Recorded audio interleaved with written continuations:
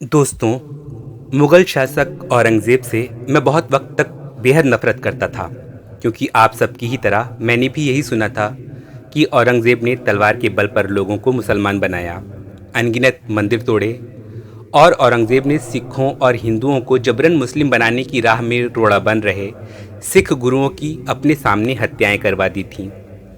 यही मानकर एक मुद्दत तक मैंने औरंगज़ेब से नफ़रत की।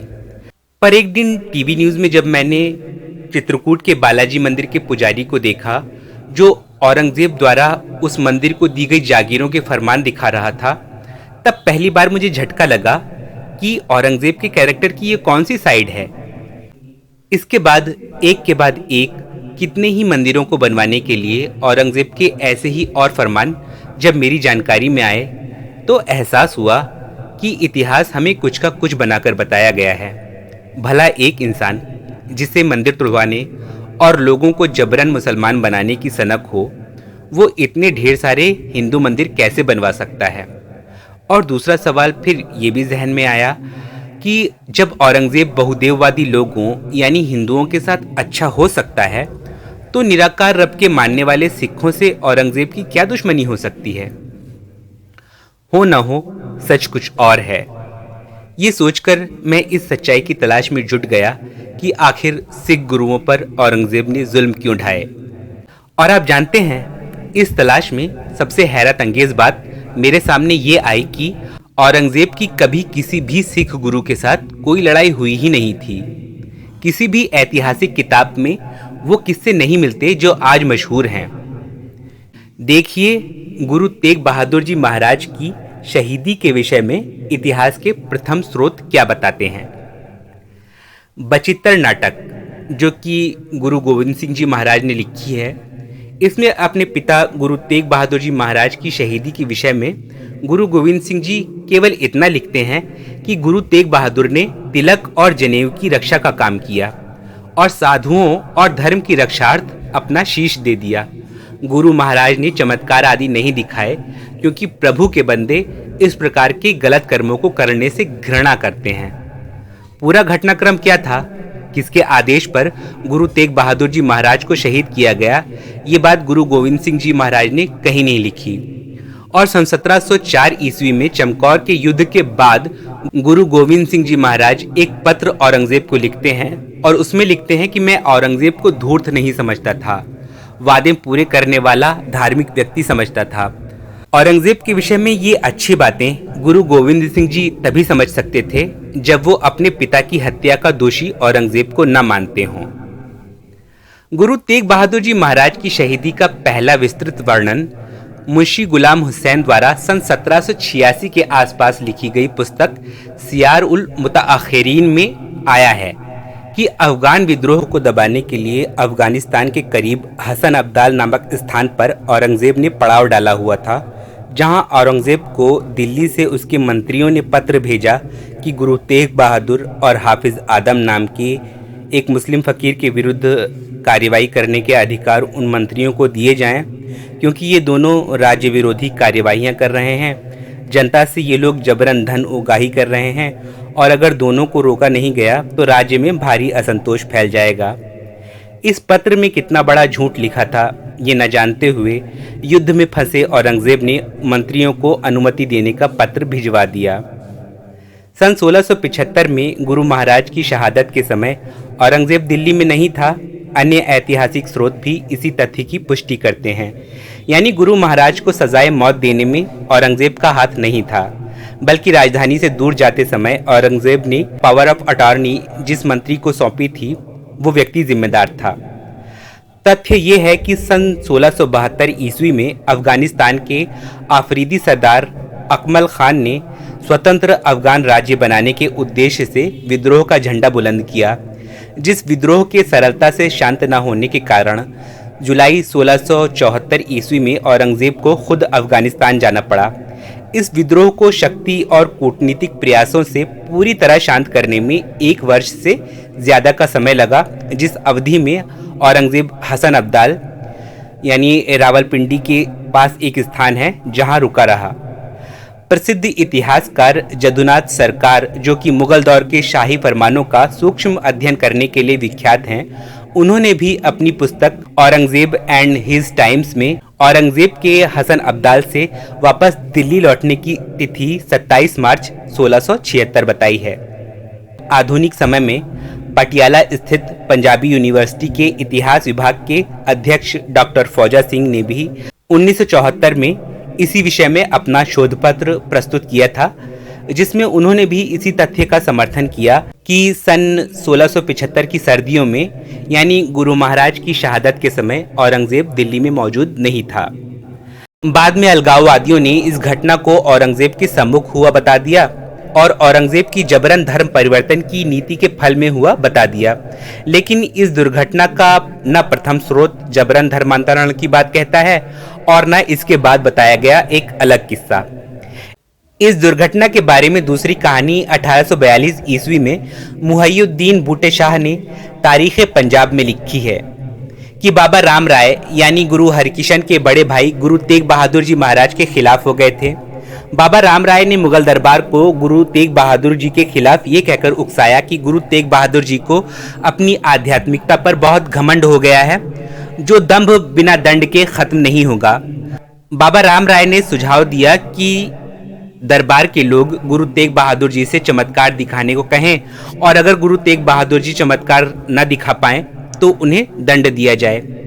हालांकि गुरु तेग बहादुर जी द्वारा चमत्कार न दिखाने की बात गुरु गोविंद सिंह द्वारा रचित बचित्र नाटक से भी मेल खाती है, पर इस स्रोत पर इतिहासकार सतीश चंद्र और अन्य दूसरे इतिहासकारों ने भी अधिक विश्वास नहीं किया है। मुझे लगता है मुहय्युद्दीन बूटे शाह ने पंजाब में उस वक्त सुनी सुनाई जा रही बातों के आधार पर बाबा राम राय को इस प्रकरण में दोषी बता दिया है। लेकिन तर्क से देखें तो बाबा राम राय तो आध्यात्मिक व्यक्ति थे और शांति से गुरु गद्दी को छोड़कर चले गए थे। उन पर दोष मढ़ना गलत है। इस बारे में मैं आगे आपको बताता हूँ। खैर, दरअसल पंजाब और उत्तर भारत की रियासतों के ऐसे शासक जिन्होंने औरंगजेब की अधीनता स्वीकार कर ली थी, ये लोग पंजाब में सिख गुरुओं के बढ़ते प्रभाव से कई कारणों से चिढ़ गए थे और ये सिख गुरुओं के खिलाफ साजिशें कर रहे थे। इन्होंने ही गुरु तेग बहादुर जी महाराज पर झूठा आरोप लगाकर उन्हें गिरफ्तार करवाया था। हो सकता है कि औरंगजेब की अनुपस्थिति में दिल्ली में इन्हीं सूबेदारों ने गुरु तेग बहादुर जी महाराज से बाबा राम राय का झूठा नाम लेकर ये कहा हो कि बाबा राम राय ने कहा है कि अगर तुम सच्चे हो, आध्यात्मिक व्यक्ति हो तो चमत्कार दिखाओ। संभवतः यही बातें गुरु महाराज की शहीदी के विषय में गुरु गोविंद सिंह जी महाराज के कानों में भी पड़ी होंगी और इसलिए गुरु महाराज की शहीदी के विषय में गुरु गोविंद सिंह जी ने औरंगजेब या किसी अन्य का भी नाम नहीं लिखा था। खैर, गुरु गोविंद सिंह जी औरंगजेब को अपने पिता का हत्यारा नहीं मानते थे। ये बात गुरु गोविंद सिंह जी द्वारा चमकौर के युद्ध के बाद औरंगजेब को संबोधित करके लिखे गए पत्र जफरनामा से पता चलती है। गुरु महाराज लिखते हैं, न दानम की ई मर्दी रोबाह पेच, यानी मैं ये नहीं जानता था कि ये व्यक्ति यानी औरंगजेब धोखेबाज है। इसी तरह आगे लिखा है, न दानम की ई मर्दी पैमा शिकन, यानी मैं ये बात नहीं जानता था कि ये व्यक्ति वादे तोड़ने वाला है। इसके अलावा बार बार इस आशय की पंक्तियां भी लिखी हैं कि औरंगजेब को मैं धार्मिक व्यक्ति समझता था, पर वो धार्मिक व्यक्ति नहीं है। अब खुद सोचिए कि ऐसा कैसे हो सकता है कि कोई व्यक्ति आपके महान संत की हत्या धूर्ततापूर्वक और धर्म को धता बताकर कर डाले और आप ये न जानते हो कि वो व्यक्ति अधर्मी और धोखेबाज है। इन पंक्तियों से सिद्ध होता है कि गुरु गोविंद सिंह जी को चमकौर के युद्ध यानी सन 1704 ईस्वी से पहले बादशाह औरंगजेब के भले व्यक्ति होने का यकीन था। इसका सीधा सा अर्थ है कि गुरु महाराज औरंगजेब को अपने पिता की हत्या का दोषी नहीं मानते थे। अपने पिता की शहीदी के विषय में गुरु तेग बहादुर जी के पुत्र गुरु गोविंद सिंह जी ने बचित्र नाटक में थोड़ा सा जिक्र किया है, जैसा कि अभी मैं वीडियो के शुरू में बता चुका हूँ। गौरतलब है कि जहां गुरु गोविंद सिंह जी ने बचित्र नाटक में कई घटनाओं और पात्रों का उनके नामों के साथ विस्तार से वर्णन किया है, बल्कि अन्य घटनाओं में औरंगजेब का नाम भी लिया है, वहीं गुरु तेग बहादुर जी महाराज की शहीदी पर उन्होंने किसी का नाम नहीं लिया, न ही उस स्थान पर किसी आक्रोश का प्रदर्शन किया है। तर्क ये भी है कि सिख कौम किसी का उधार न रखने के लिए जानी जाती है, तो अगर सन 1675 में बादशाह औरंगजेब ने गुरु तेग बहादुर जी की अन्यायपूर्ण ढंग से हत्या करवा दी थी, तो सिखों ने कभी इसका प्रतिशोध बादशाह औरंगजेब से क्यों नहीं लिया? सोचने की बात है। चमकौर के युद्ध के बाद गुरु महाराज ने बादशाह औरंगजेब पर कई कटाक्ष किए थे, पर वो कटाक्ष दुश्मनी में नहीं किए थे, बल्कि औरंगजेब की उस भूल की तरफ ध्यान दिलाने के लिए किए थे जो भूल बादशाह औरंगजेब ने पहाड़ी राजाओं के छल में आकर उनकी सहायता के लिए सिखों के विरुद्ध मुगल सेना ले जाने की अनुमति देकर की थी।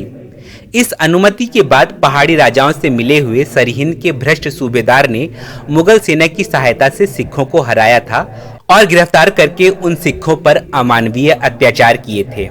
गुरु महाराज जफरनामा में लिखते हैं, बिबायद की यजदा शनासी कुनी नगुफ्ता कसे कस खराशी कुनी।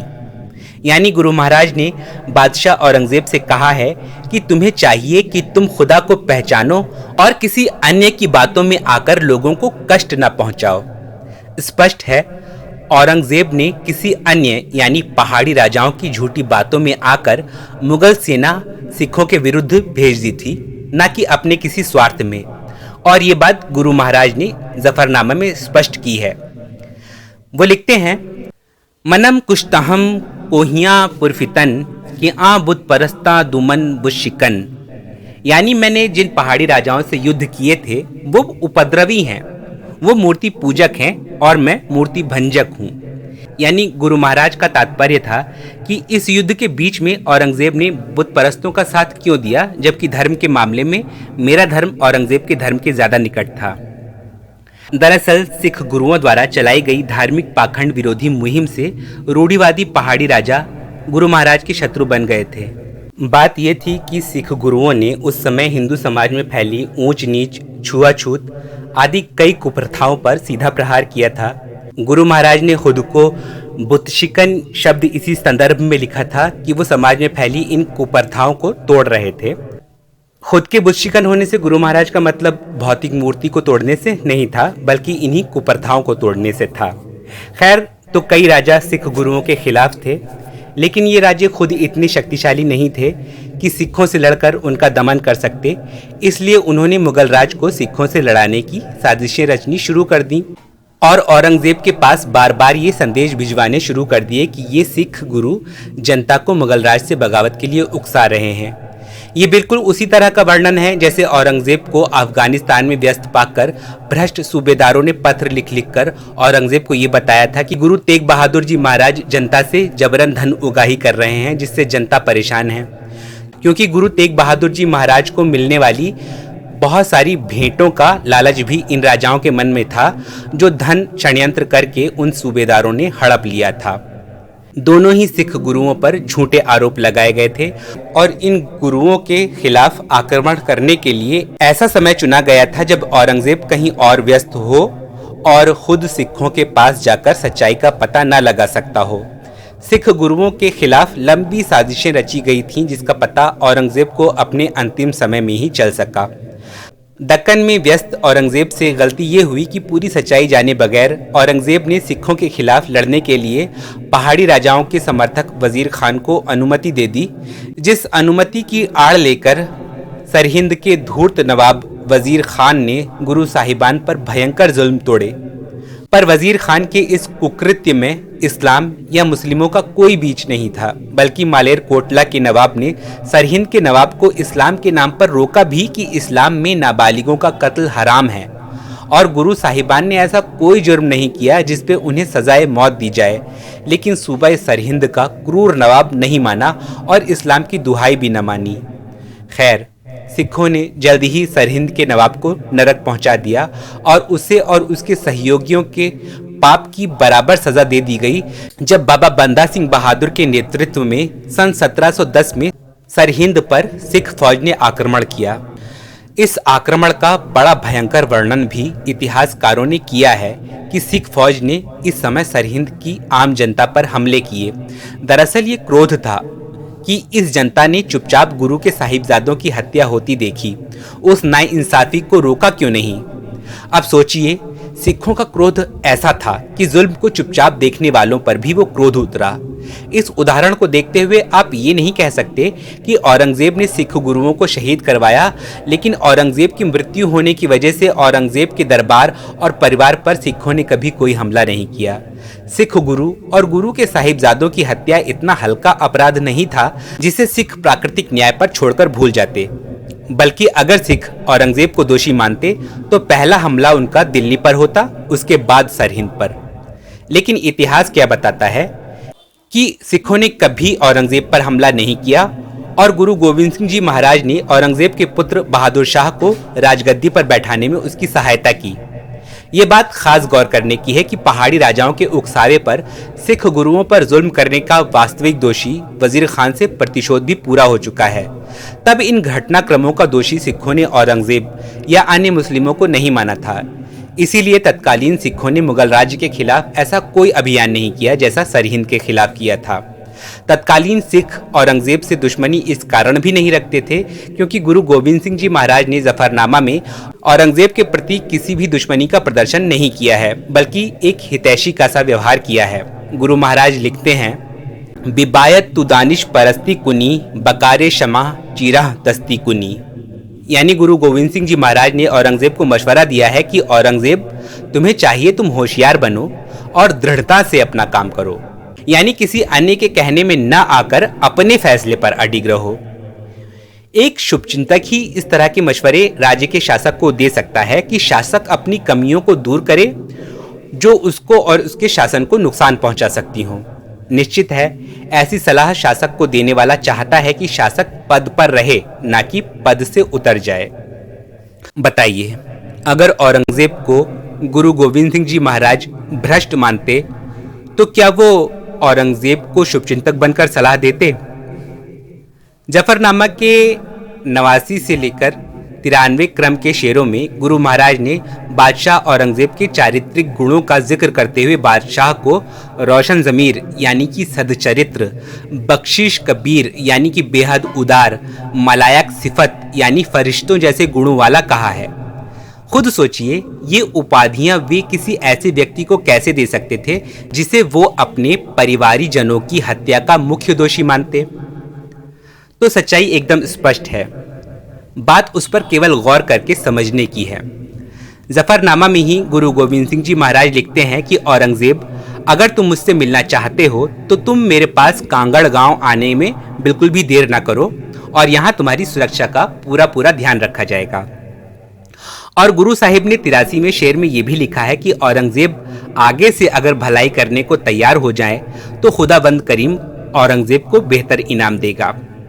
ये बातें भी साबित करती हैं कि गुरु महाराज को मुगल बादशाह से कोई द्वेष नहीं था।